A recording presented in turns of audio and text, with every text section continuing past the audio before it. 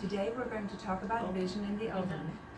It's zoomed in, so it's just got the top of your head. Okay. All right. Good morning. Today we're going to talk about vision in the elderly.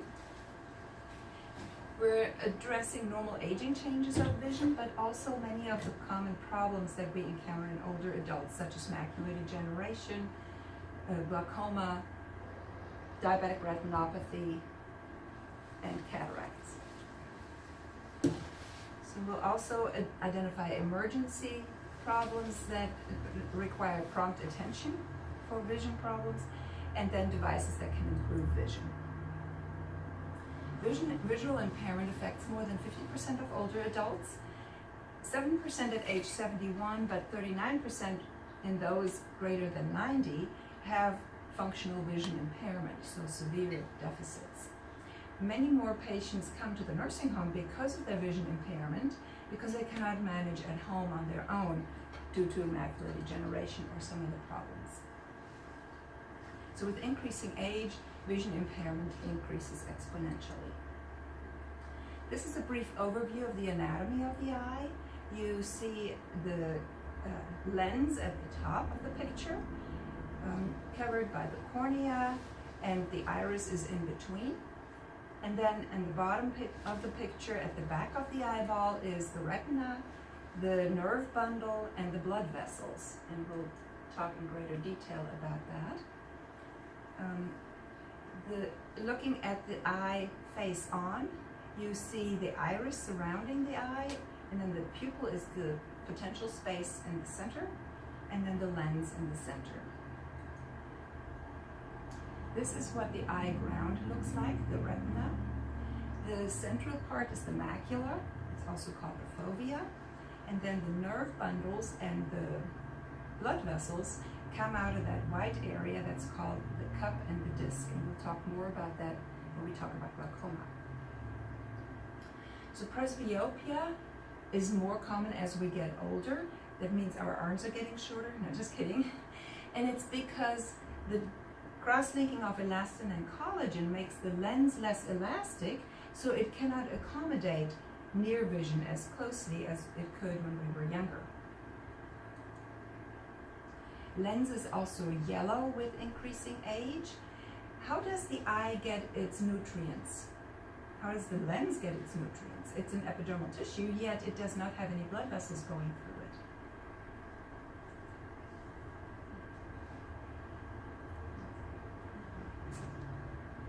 Diffusion. Likewise, the metabolic waste products also have to diffuse out. Well, sometimes they get denatured, particularly through UV radiation, and then when they become water insoluble, they get stuck in the lens, and that then leads to cataracts later on in life. But in the process, our vision becomes more yellow, and everything looks like it has a yellow sheen on it. So older women, for example, want to add more blue to their hair so that their hair looks more white and not so yellow to them. And one of my friends is a hairdresser, and she's just got her MCAT, so she's going to medical school. And she said, all my women want more and more blue in their hair. And I said, well, tell them to get their cataracts checked, because they might just think that their hair is too yellow in their perception. So there's decreased tear production as we get older. Visual acuity definitely declines. There's variable macular degeneration and liquefaction of the vitreous and shrinkage that can lead to floaters, and then diminished dark and light adaptation. It takes longer for the pupil to dilate again after it accommodates to the light, and then goes back into the dark. So it takes much longer, making it more difficult for older adults to drive in the dark. The pupil size shrinks as we get older, and a dark adapted, most widely dilated pupil is about the same size as a 10-year-old's most constricted, light adapted pupil. So we see much less as we get older just because of pupil size. But then also apoptosis of the retinal cells contributes to that we only see about a third of the light that we used to see when we were younger. So the pupil becomes smaller, and if you cannot see the fundus on ophthalmologic exam, just document so. It's very common that I cannot see my eye grounds, and I recommend my patients see the optometrist each year. They do a more detailed exam and then refer the patient to ophthalmology if indicated. So the lens thickens, and that can actually lead to a relative pupillary block and some glaucoma as well. And then there is periorbital tissue atrophy as our fat migrates from the face, the arms and the legs to our trunk. And that causes the eyelid then to recess into the orbit more, limiting peripheral vision. The lower eyelid can become loose and then droop because of atrophy of the subcutaneous fat, and that can lead to ectropion. And what can happen is that the sebaceous glands around the eyelashes then don't get cleaned by the tears on a regular basis and then plug up with sebum, and it can lead to inflammation. So if my patients have redness around the eye from that, I will recommend they wash their eyes with baby shampoo once a day for 3 days, and then just once a week we'll keep it at bay. This is arcus senilis. It is a cholesterol ring around the iris. It has little correlation with cholesterol in older adults, but it can make brown eyes actually look blue, as in this case of this African American gentleman. Blindness is defined as 20/200 or 10% loss of central vision, as can be the case with macular degeneration. What are the most common causes of blindness worldwide? Cataract. Correct. Cataracts.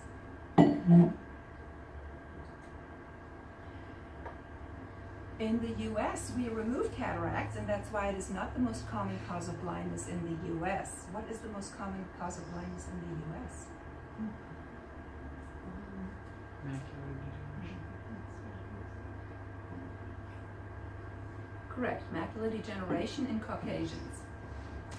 How about African Americans?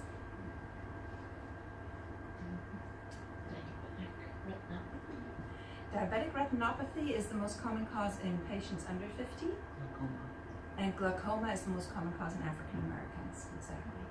The USPSTF came out a few years ago recommending against routine screening for glaucoma, but in certain populations, such as African Americans or in patients who have a family history of glaucoma, I encourage you to make the referral for testing, because blindness is easily preventable with treatment.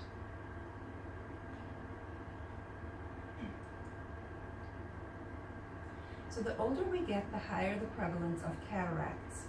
And the closer we live to the equator, so the more UV exposure we get throughout lifetime, the higher the rate of cataracts. Other risk factors are diabetes, smoking, steroid use. Anything that increases metabolic rate increases the rate of cataracts.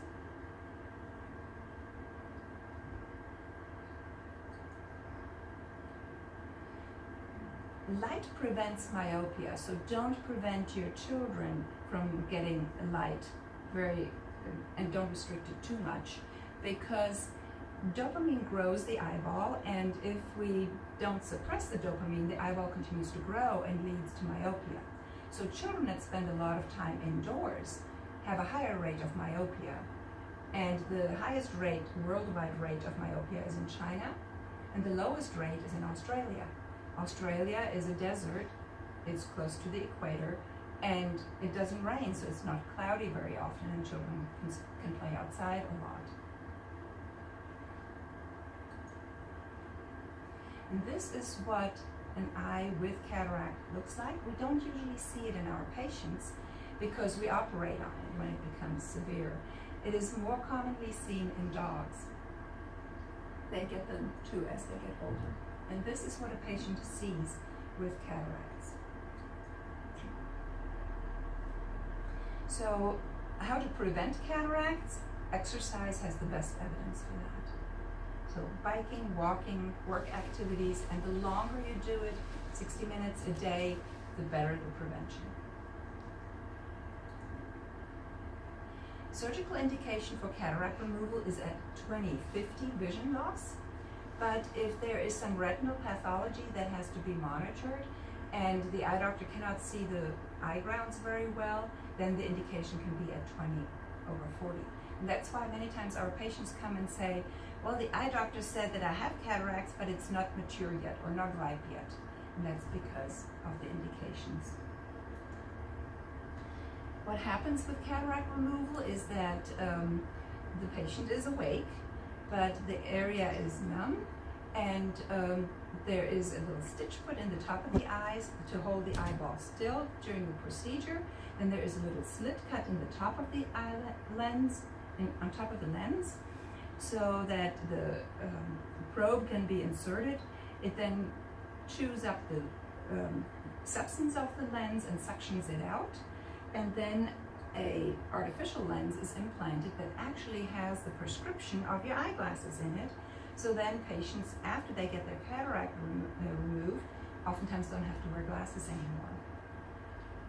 This was found in fighter pilots that were shot down during the war. Some of the shrapnel from the windshield was embedded in their skin and was not being rejected. So they got the idea of making lens material out of that plastic, and that's what we're using nowadays. Some patients have the option of getting near vision, because near vision is still a problem as we get older. So some patients can get near vision either as bifocals implanted into the lens or as monocular near vision. So one eye sees far and the other one sees near. For that to occur, the patient has to be cognitively intact, because it takes a lot of brain processing to learn that. And if a patient has dementia, they're unlikely to be able to adapt to that very readily. Cataract surgery increases the risk of falls in our older adults. So how come? Their vision is improved, but it takes a while for the brain to get used to that new vision. I walked the Grand Canyon about 10 years ago when I got my bifocals. I just got them 2 weeks ago. And as I'm walking down the trail, and it was winter time, it was icy, but I was wearing crampons, I fell twice in the first mile I was walking. And I'm like, why am I falling? I have good balance, I'm very physically active. And then I realized, oh, I got bifocals 2 weeks ago. So I took off my glasses and I didn't fall for the rest of the trip. So this happens for about 6 months after the vision is improved. So caution your patients to really be careful for 6 months after they get new glasses, bifocals, or cataract surgery. And in 85-year-olds and older patients, the risk is increased 684%. So a 7-fold increased risk of falls within 6 months after the surgery. So the complications of cataract surgery include posterior capsule opacification, that's the most common one. Infection, pretty rare, and then retinal detachment, usually when there is a retinal comorbidity already underlying that problem. Especially with trabeculectomy for glaucoma, that happens more commonly, because then the pressure is decreased pretty substantially, and that can lead to retinal detachment.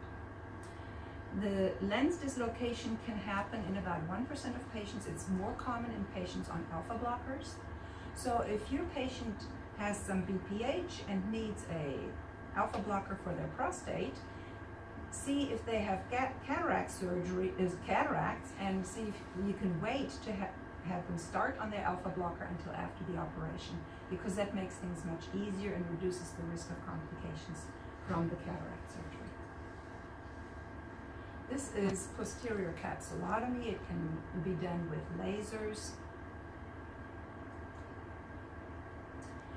And we already mentioned that glaucoma is the most common cause of blindness in African Americans. African Americans, on the other hand, do not get macular degeneration. They have some genetic protection from that. It's the second most common cause of overall blindness, also in white Americans and other races. It is the triad of elevated pressure, changes in the visual field and optic disc changes on retinal exam. Not everybody has all three, and most people who have glaucoma don't realize that they have it because it's painless, especially the open angle glaucoma, which is the most common type. It's very slow, progressive, and the pressure increases slowly. The closed angle glaucoma, which is about 10%, is very, very painful. It's very sudden, and it is a vision emergency. This is the normal outflow of the vitreous from the eye. It goes around the iris and flows out of the pupil and then out of the trabecular system here. With open angle glaucoma, this trabecular system is increasingly getting plugged up, and the flow is getting more and more difficult to come out, and then it finds an outflow through other routes, but with time that decreases and then the pressure increases slowly. That leads then to the characteristic disc changes as the pressure kills off the nerve, leading to thinning and notching of the neuroretinal ring and deepening of the optic cup. So on the left is a normal optic cup and disc, and on the right is that of glaucoma, where the nerve has been damaged and killed off, and that causes then the cupping of the neuroretinal ring. And it leads to an increased cup to disc ratio. Normal is about 1/3, up to 1/6 very rarely, but with glaucoma that is greatly increased. And this is what we see when we do a fundoscopic exam. So on the top is a normal eye ground, and on the bottom is increased cup to disc ratio from glaucoma. And these are the visual field losses that we see. It starts in the periphery, particularly in the lower corners. To lower the intraocular pressure, there are three ways of doing that. Increase the flow through of the aqueous humor through the trabecular route, decrease the production, or enhance the outflow through other routes. Medications for primary open angle glaucoma include beta blockers, and they have these colored tops, so they have yellow or blue tops. Then prostaglandins increase the outflow, and they have teal colored tops. Adrenergic agonists are purple tops. Parasympathomimetics have green tops, and carbon anhydrase inhibitors that decrease the production have orange tops. Adherence is very low because it's very difficult to remember to do these eye drops on a daily basis when we don't have any symptoms from glaucoma. So ask your patients about adherence and probe with them how we can increase their adherence so that they don't lose their vision.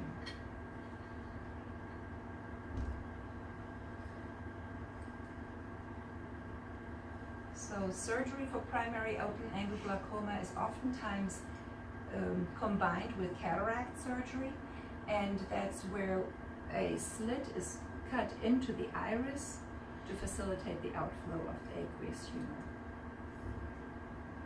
Angle closure glaucoma is a medical emergency. Pressure increases very suddenly to over 50 millimeters of mercury. It's very, very painful. You can examine it in the office just by feeling off the eyeball. One will be much harder than the other, but usually patients are very resistant to let you touch their eyeball because of the exquisite pain. When we see an eye with that, it's very red and bloodshot. There's oftentimes edema over the cornea, and it's cloudy and blurry. This is the surgical treatment for the acute angle closure glaucoma. It's an iridotomy where we cut a slit into the iris.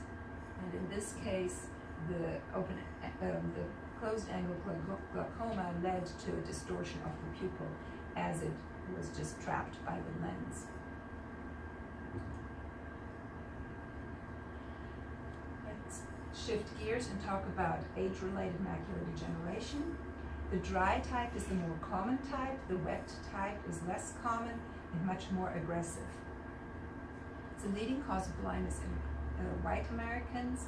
It leads to central vision impairment, and the central vision is what is most sensitive, so even small lesions can lead to very large defects, vision impairment. The prevalence increases with increasing age and is about 30% at age 75. Similar risk factors as for glaucoma: age, smoking, hypertension, UV exposure, hyperlipidemia, anything that increases metabolic rate. So the atrophic or dry macular degeneration leads to foveal rods and cones and macular atrophy.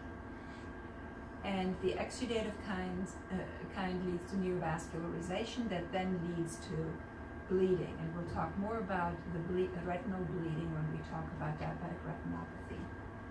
It also leads to fibrous tissue formation, scarring, detachment of the retina, and can be treated with laser therapy and injections of angioneogenesis.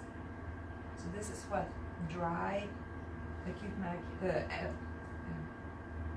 dry or chronic macular degeneration looks like. And this is wet macular degeneration.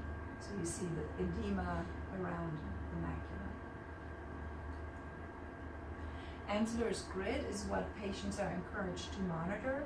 They're supposed to put it on the refrigerator and then see if the vision changes, because patients with macular degeneration have abnormal Ansler's grids, and as long as it stays the same, it is not progressing. But if it changes, that can then warrant an emergency, and patients should see their eye doctor. These are some treatments that are being used for the dry AMD. They're not very effective and have shown in randomized controlled trials not to really have an impact. That's all we have. These are antioxidants to try to reduce the oxidative burden. Laser is not effective. Avoiding UV exposure prevents progression, but really what we need to do is prevent UV exposure earlier in life. And then smoking cessation. So wearing sunglasses throughout our life is important when we go outside. However, if we have glasses like these that have UV protection in them, then it's actually better to not wear sunglasses, because then the pupil behind our glasses are not dilated as they would be behind the sunglasses. So if you can tolerate the sun with your glasses on, without sunglasses, do that. But if you don't have glasses or contacts that have UV protection, then definitely wear sunglasses that have UV protection.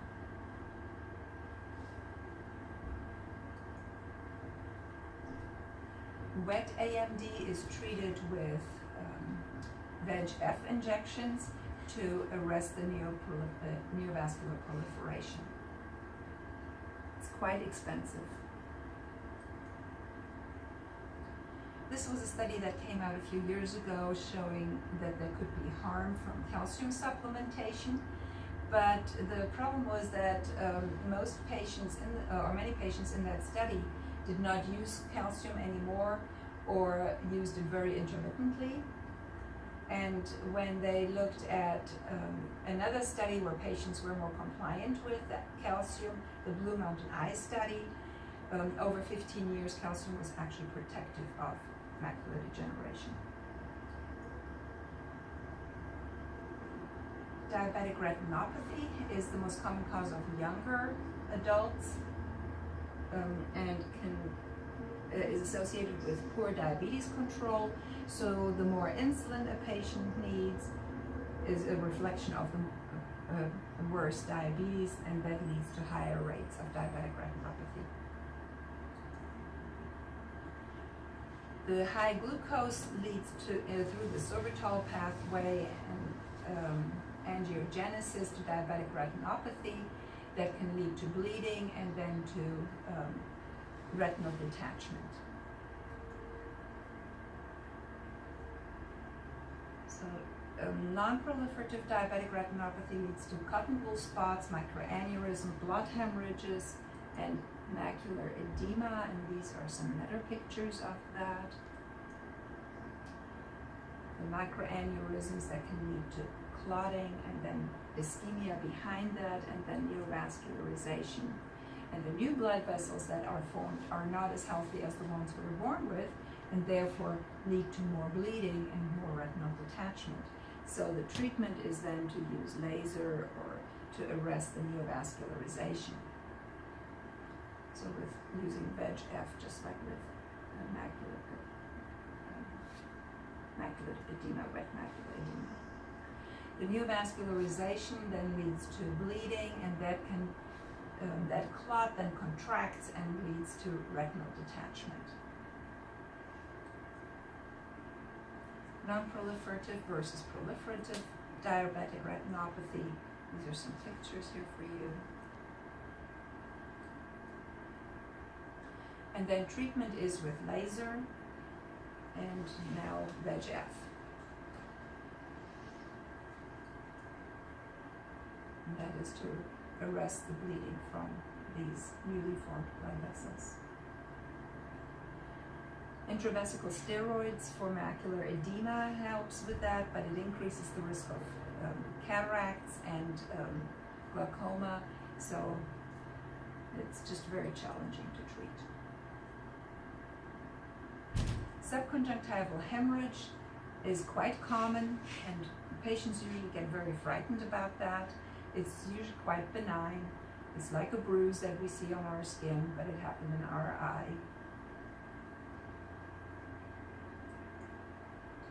Pterygium is quite common as well. As long as it does not encroach on the visual field, there's nothing we need to do about that.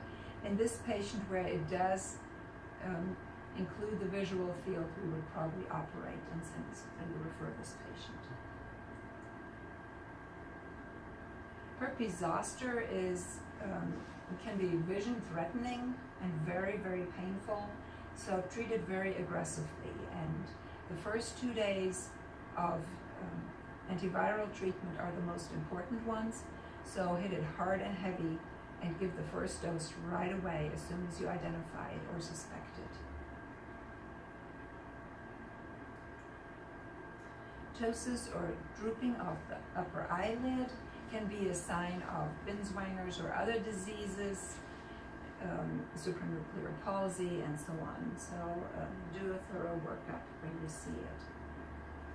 These are some vision rehab products, so larger print, clocks that say the time can be helpful, medications that automatically dispense medications, books on tape, and then magnifiers to enlarge the picture, but for some patients bringing in the periphery into an area can be helpful too, so depending on what the illness is. These are the Wisconsin Division of Services for the Blind resources that are available with the phone number, and they have a lot of good help and resources available. Any questions?